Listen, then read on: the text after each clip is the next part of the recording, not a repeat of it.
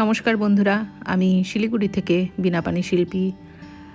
এইবার আমরা জগদ্ধাত্রী পুজো উপলক্ষে হুগলি চলে গিয়েছিলাম। হুগলির থেকে আমরা কৃষ্ণনগর, চন্দননগরের জগদ্ধাত্রী পুজো দেখেছি।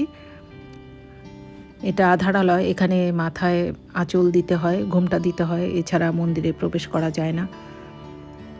তো আশেপাশে বেশ কিছু জগদ্ধাত্রী পুজো আমরা দেখেছি। চন্দননগর, কৃষ্ণনগরে ভীষণ ভালো লেগেছে, অপূর্ব সুন্দর তাদের প্যান্ডেল, তাদের মণ্ডপ সজ্জা, প্রতিমা, সত্যি মন ভরে গেছে। কালী পুজোতে আমাদের শিলিগুড়ির আশেপাশেও বিভিন্ন মণ্ডপে ঘুরে বেরিয়েছি। দেখুন, এগুলো আমাদের শিলিগুড়ির আশেপাশে কিছু শ্যামা পুজো।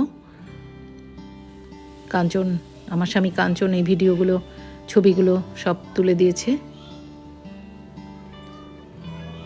আমাদের বাড়িতে মাঝে মধ্যে গানের আসর বসাই, সবাই মিলে খুব আনন্দ করে আমরা গান বাজনা করি। অনেকেই সুযোগ পেলে বিভিন্ন জায়গায় ঘুরতে চলে যান, আবার কেউ কেউ কয়েক বছরেও কোথাও ঘুরতে যান না। বিশেষজ্ঞরা জানান, ভ্রমণের ফলে স্বাস্থ্যের অনেক উন্নতি হয়। এতে মানসিক চাপ, উদ্বেগ সহ আরও অনেক সমস্যা দূর হয়। বেড়াতে যাওয়া শুধুই বিলাসিতা নয়, ভ্রমণ স্বাস্থ্যের জন্য অত্যন্ত প্রয়োজনীয়। ভ্রমণের ফলে যেসব উপকারিতা পাওয়া যায় তা হলো, ভ্রমণের ফলে অনেক বেশি স্বনির্ভর হতে পারে মানুষ। এতে আত্মবিশ্বাসের পাশাপাশি দ্রুত সিদ্ধান্ত নেওয়ার ক্ষমতা বাড়ে। স্বাস্থ্যের অনেক উপকার পাওয়া যায় ভ্রমণের ফলে।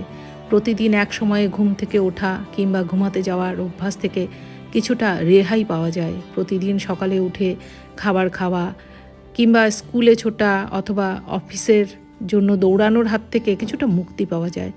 শারীরিক ও মানসিক ক্লান্তি থেকে মুক্তি পাওয়া যায় ভ্রমণের ফলে। একঘেয়ে জীবনের হাত থেকে রেহাই মেলে।